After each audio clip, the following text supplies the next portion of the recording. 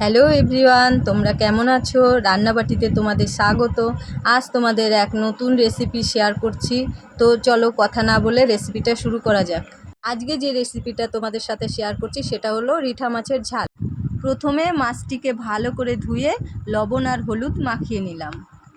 আমি মাছটিকে কিছুক্ষণের জন্য এইভাবে রেখে দিলাম। তারপরে ফ্রাইং প্যানে আমি কিছুটা তেল দিয়ে তেলটা ভালো করে গরম করে নিচ্ছি। এবার আমি এক এক করে মাছগুলো ছেড়ে দেব। তা মাছগুলো আমি ছেড়ে দিচ্ছি আস্তে আস্তে করে, তোমরা দেখতেই পাচ্ছ সেটা। এরপরে মাছগুলো আমি উল্টে পাল্টে ভালো করে একটু ভেজে নেব। আমার মাছ ভাজা হয়েও গেছে, এবার আমি একটা পাত্রে তুলে নিচ্ছি এবং ধীরে ধীরে কাজটাকে করতে হবে। দেখতেই পাচ্ছ আমার মাছ ভাজা রেডি। এরপরে মাছ ভাজার যে অবশিষ্ট তেলটা ছিল তার মধ্যে আমি দিয়ে দিলাম একটা শুকনো লঙ্কা, একটা তেজপাতা আর 1 চামচ জিরে। এবার আমি হালকা একটু নাড়াচাড়া করে নেব। যতক্ষণ না লঙ্কার তেজপাতাটা একটু লাল ভাব আসছে ততক্ষণ আমি নেড়ে নেব। এরপর আমি দিয়ে দেব দুটো মাঝারি সাইজের পেঁয়াজ কুচি করে। এবার একটু নেড়ে চেড়ে নেব। এবার আমি একটু নাড়াচাড়া করে নেওয়ার পরে আমি দিয়ে দিচ্ছি 1 চামচ সর্ষের তেল। তারপর আমি আবার একই সিস্টেমে নেড়ে চেড়ে নেব। এবার পেঁয়াজটা একটু বাদামি কালার যখন চলে আসবে তখন আমি এর মধ্যে দিয়ে দেব।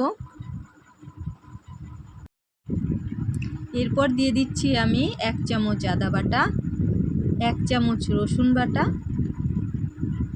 আর দিয়ে দিচ্ছি 1 চামচ জিরে গুঁড়ো।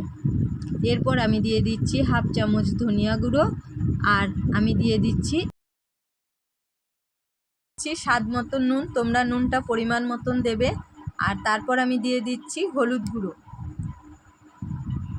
এবার আমি একটু ভালো করে নেড়ে চেড়ে নেব যাতে মশলাটা ভালো করে কষিয়ে নিতে পারি।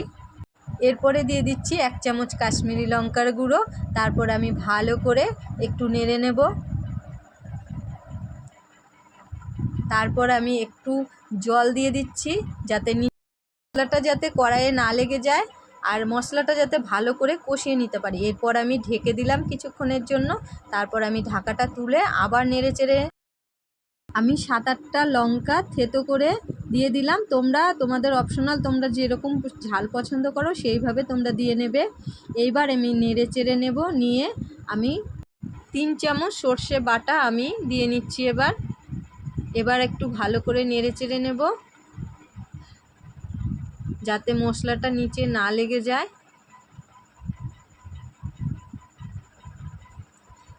এরপর আমি দিয়ে নেব, এবার আমি 1.5 কাপ মতন জল দিয়ে দিচ্ছি। জল দিয়ে আমি এবার ভালো করে নেড়ে চেড়ে নেব।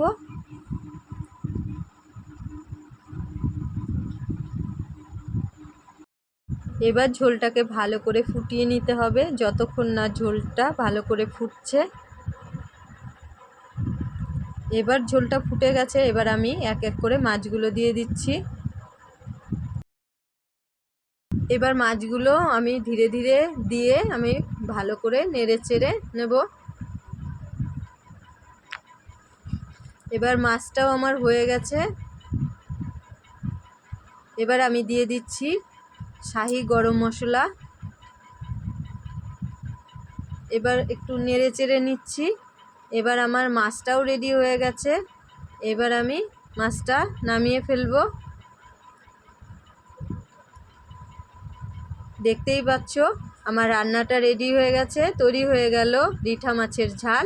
তোমাদের যদি এই রেসিপিটা ভালো লেগে থাকে তোমরা অবশ্যই একটা লাইক করবে আর কমেন্ট করে জানিও তোমরা ভিডিওটা কোথা থেকে দেখছো।